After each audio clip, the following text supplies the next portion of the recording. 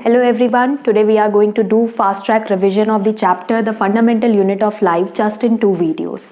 So first we will talk about the cell. What is cell? The name of the chapter only defines the cell, that the fundamental unit of life is known as cell. Or we can say the structural and functional unit of life is also known as cell, or the basic unit of life is known as cell. If we talk about the discovery of cell, Robert Hooke is the one who discovered the cell, but actually he discovered the dead cell in 1665. But Leeuwenhoek is the another scientist who discovered the living cell, right? Now if we talk about the component of the cell, that is your plasma membrane or cell membrane, cell wall, nucleus, cytoplasm and cell organelles also, that we will discuss in next video, right? So first we will discuss about the plasma membrane or cell membrane. Plasma membrane is also known as cell membrane, right? Generally difference पूछा जाता है, what is the difference between plasma membrane and cell wall, तो you can differentiate that also. तो हम इसके सिर्फ important points करेंगे because this is the revision video, so we will do the important points of each and every component, right? So first we will talk about the plasma membrane. What is the plasma membrane? The outer covering of the cell is known as plasma membrane or cell membrane. Outer covering का क्या काम होता है? That protect the cell from outer environment. That is the work of plasma membrane only. So it is a protective covering और outer covering, right? It is made up of lipid and protein. It is made up of lipid and protein. It is present in both plant and animal cell, right? One more characteristics of plasma membrane is that it is a selectively permeable membrane, and that is very important characteristic, that it is a selectively permeable membrane. Now what is selectively permeable membrane, or what is the meaning of selectively permeable membrane? Selectively permeable membrane का मतलब है जो plasma membrane आपकी है, that is the porous in nature, that can allow only entry of selected substance and exit of selected substance only. यानी कुछ selected substance ही cell के अंदर जा सकते हैं और कुछ selectively selected substance ही सेल के बाहर जा सकता है. That's why it is known as selectively permeable membrane. और इसी प्रोसेस को एंट्री और एग्जिट, जो सेलेक्टेड सब्सटेंस है जो एंट्री कर रहे हैं सेल के अंदर और एग्जिट कर रहे हैं, इसी प्रोसेस को हम बोलेंगे डिफ्यूजन और ऑस्मोसिस. व्हाट इज डिफ्यूजन और ऑस्मोसिस? जो सेलेक्टिवली परमिएबल मेम्ब्रेन की हमने बात की कि plasma membrane, if we see the cell, it is porous in nature, that it allow the entry and exit of only selected substance. ठीक है, जब कोई भी gaseous substance which enter the cell or exit the cell, that process is known as diffusion. यानी from higher concentration to lower concentration, if exit or entry of selected gases will take place, that process is known as diffusion. यानी plasma membrane allow the entry of selected gas, and what are that gas? That is your CO2 or oxygen. So we can say the process by which a movement of gases take place from higher concentration to lower concentration, that process is known as diffusion. यानी मान लो अगर carbon dioxide की concentration बाहर कम है, अंदर ज़्यादा हो रही है, तो what will happen? Carbon dioxide will move outside from higher concentration to lower concentration. और ऑक्सीजन की लेवल अगर अंदर ज़्यादा है, अंदर कम है और बाहर ज़्यादा है, then what will happen? It will move from outside to inside. So this process is known as diffusion.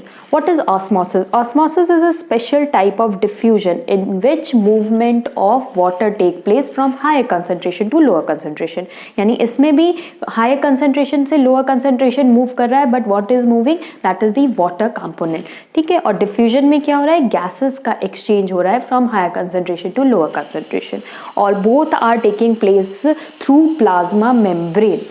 Right, that's why it is known as selectively permeable membrane. Only selected substance are coming inside the membrane and going outside the membrane, right?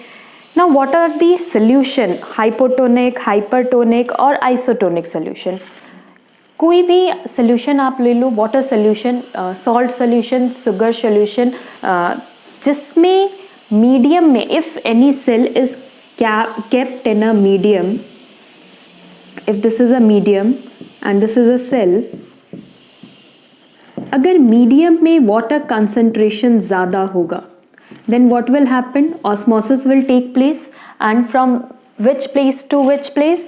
From higher concentration to lower concentration. यानी medium में concentration ज़्यादा है water का, then it will move from medium to cell, from higher concentration to lower concentration, and this type of solution is known as hypotonic solution. जब medium में water का concentration ज़्यादा होता है उस टाइप के सोल्यूशन को हम बोलते हैं हाइपोटोनिक सोल्यूशन. तो मूवमेंट कहाँ होगा? मीडियम से सेल के अंदर, from higher concentration to lower concentration. अब हम अगर सेल में वाटर को भरते जाएंगे तो what will happen? Cell will swell up. ठीक है, तो सेल जो होगा दैट विल स्वेल अप. तो इन दिस केस सेल जो होगा दैट विल स्वेल अप. तो हाइपोटोनिक सोल्यूशन क्या है? जिसमें मीडियम में वाटर कंसंट्रेशन ज़्यादा होगा और सेल के अंदर जो है वाटर मूव करेगा and what will happen? Cell will swell up. Second is your hypertonic solution. If you talk about the hypertonic solution, hypertonic solution में क्या हो रहा है? सेल के अंदर वाटर कंसंट्रेशन ज़्यादा है और मीडियम में कम है. Then what will happen? Again it will move from higher concentration to lower concentration, यानी कि from cell to medium. Cell से जब मीडियम में जाएगा then what will happen? Cell will shrink up. तो इस केस में क्या होगा? सेल श्रिंक हो जाएगा. मान लो आपका बैग है, अगर आप बैग में बुक्स भरते जाओगे तो क्या होगा? बैग स्वेल अप हो जाएगा. ठीक है, फूल जाएगा.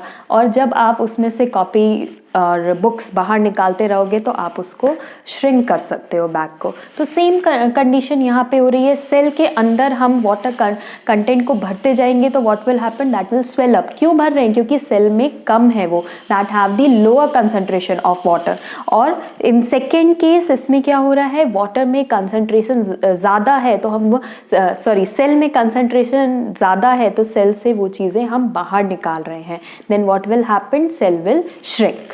राइट. सो इन दोनों सोल्यूशन को हम क्या बोलेंगे? फर्स्ट में जिसमें मीडियम में ज़्यादा होगा, if medium have higher concentration, that is the hypotonic solution. If medium have lower concentration, then that is a hypertonic solution. Now what is isotonic solution? जब मीडियम और सेल में वाटर कंसंट्रेशन सेम होगा that type of solution is known as isotonic solution. यानी water का movement तो हो रहा है but in a balanced form, यानी जितना सेल के बाहर जा रहा है वाटर कंटेंट उतना ही सेल के अंदर जा रहा है, तो सेल को कोई फर्क ही नहीं पड़ेगा. Right. If we see isotonic solution, यानी मीडियम में जितना वाटर कंटेंट है उतना ही सेल में है, that is a equilibrium case. यानी जितना सेल के अंदर जाएगा उतना ही सेल के बाहर जाएगा, तो सेल के स्ट्रक्चर पे कोई भी फर्क नहीं पड़ेगा. Cell will remain same. Right. तो that type of solution is known as isotonic solution when medium is equals to cell concentration. Right. So this is about the plasma membrane, diffusion, osmosis and three type of solution. Now if we talk about the cell wall, now what is the cell wall? Cell wall is only present in plant cell. It is present in plant cell only. Why it is present in plant cell, not in animal cell? Cell wall जो होता है that is made up of cellulose. Okay. It provide rigidity to the cell. यानी कि outer environment से ज़्यादा protection की अगर किसी को ज़रूरत है तो दैट इज़ योर प्लांट. हम तो क्या है कि कोई भी एक्सट्रीम कंडीशन है तो भाग के अपने घर जा सकते हैं, but plant can not locomote from their places. तो क्या होता है? सेल को ज़्यादा प्रोटेक्शन की ज़रूरत होती है, तो that have the rigid covering and that is the cell wall.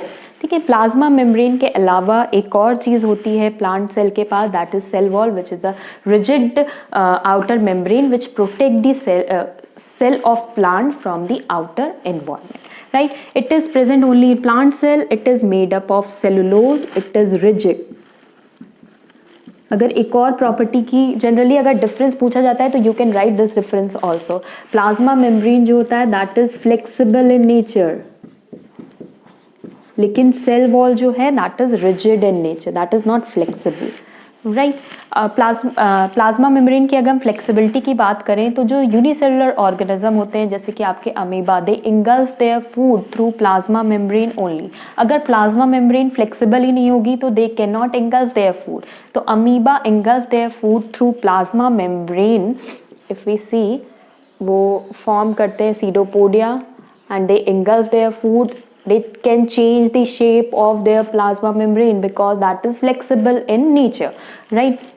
This process is known as endocytosis. तो यूनिसेलुलर ऑर्गेनिज्म जो प्लाज्मा मेम्ब्रेन अपने आउटर कवरिंग की हेल्प से ही फूड इंगल्फ कर सकते हैं. वो क्यों कर सकते हैं? Because that is the flexible in nature, right. But cell wall जो होता है that is rigid in nature, right. Now what is plasmolysis? If we talk about plasmolysis, जैसे हमने तीनों सोल्यूशन की बात की थी, अगर प्लांट सेल को भी हम सोल्यूशन में रख दें and what will happen, cell will shrink up. in which solution cell will shrink up? That is your hypertonic solution. If we keep plant cell in a hypertonic solution, उसका जितने भी content होंगे वो shrink हो जाएंगे apart from cell wall.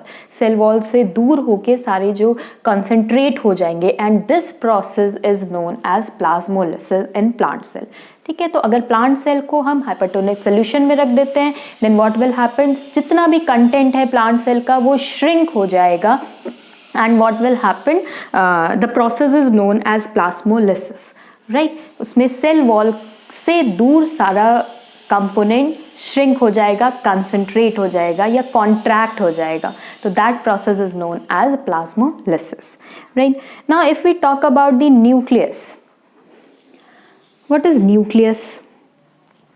Nucleus control all the chemical activity of the cell. So that is very important. ठीक है, nucleus जो है बहुत इंपॉर्टेंट पार्ट है सेल का, क्योंकि जितनी भी एक्टिविटी ऑर्गेनल्स कर रहे हैं सेल के अंदर वो सारा कौन कंट्रोल करता है? That control by the nucleus only. And it also help in the cellular reproduction. Nucleus only responsible for the cellular reproduction, right. तो this is the two function of nucleus, that it govern all the chemical activity of the cell and it also help in the cellular reproduction. अगर कुछ characteristic की बात करें, nucleus जो है double membrane होता है जिसको कि हम न्यूक्लियर मेम्ब्रेन बोलते हैं. ठीक है, डबल मेम्ब्रेन प्रेजेंट होती है न्यूक्लियस के बाहर और that is the known as nuclear membrane. ठीक है, this is also porous, porous in nature. What is porous in nature? यानी कुछ सेलेक्टेड सब्सटेंस जो है वो न्यूक्लियस से बाहर साइटोप्लाज्म में और साइटोप्लाज्म से न्यूक्लियस में जा सकते हैं. तो एंट्री और एग्जिट जो है वो अलाउ है cytoplasm through nucleus and nucleus to cytoplasm. तो तभी जो मेम्ब्रेन है that is the porous in nature, right. और फंक्शन तो मैंने आपको पहले ही बता दिया, that it is responsible for cellular reproduction. क्यों रिस्पॉन्सिबल है? Because nucleus has the chromosome in them. ठीक है, क्रोमोजोम क्या काम करता है? That inherent the characteristic of parent to the offspring. वो हम डिटेल में पढ़ेंगे. This is the revision class, so I am just telling the important points और function of the component. Chromosome and DNA के बारे में हम नेक्स्ट वीडियो में डिटेल में पढ़ेंगे. But let me explain you that nucleus has the chromosome which inherent the characteristic of parent to the offspring in the form of DNA only, right? So this is the function of nucleus. Now prokaryote और eukaryote के बारे में थोड़ा सा हम देख लें. अगर न्यूक्लियर मेम्ब्रेन प्रेजेंट नहीं है, that type of organism is known as prokaryotic organism और प्रोकैरियोटिक सेल. ठीक है, प्रोकैरियोटिक सेल क्या होते हैं? जिनके न्यूक्लियस में न्यूक्लियर मेम्ब्रेन प्रेजेंट नहीं होती and they do not have well defined organelles also. Organelles के बारे में जैसे कि आपका endoplasmic reticulum, mitochondria, plastid, lysosome, Golgi apparatus, इनके फंक्शंस जो है वो हम नेक्स्ट वीडियो में देखेंगे. बट प्रोकैरियोटिक सेल वो होते हैं जिनमें सेल ऑर्गेनल्स जो है वो वेल डिफाइंड नहीं होते, वेल डेवलप्ड नहीं होते. न्यूक्लियस के बाहर आउटर कवरिंग नहीं होती, यानी न्यूक्लियर मेम्ब्रेन प्रेजेंट नहीं होता। न्यूक्लियस में खाली न्यूक्लिक एसिड प्रेजेंट होता है, that's why it is known as nucleoid, right. But in contrast with that eukaryotes have all these well defined cell organelles, यानी इनके सारे cell organelles well defined होते हैं, well developed होते हैं। They all have the outer membrane, outer covering. Nucleus also have the double layer membrane and that is known as nuclear membrane. तो eukaryotic में सब चीज़ developed है, सब well defined है, nothing to worry about that, ठीक है। तो लेकिन prokaryotes में जो होता है कुछ भी properly developed नहीं होता, well defined नहीं होता, न्यूक्लियर मेम्ब्रेन जो है वो प्रेजेंट नहीं होती, इसलिए न्यूक्लियस के अंदर खाली न्यूक्लिक एसिड प्रेजेंट होता है, इसलिए हम इसको न्यूक्लियोइड बोलते हैं। तो that is difference between prokaryotic and eukaryotic cells, right? So this is about the components of cell, just the important points of the cell. Now in next video we will do all the important point of the cell organelles, right? Thank you.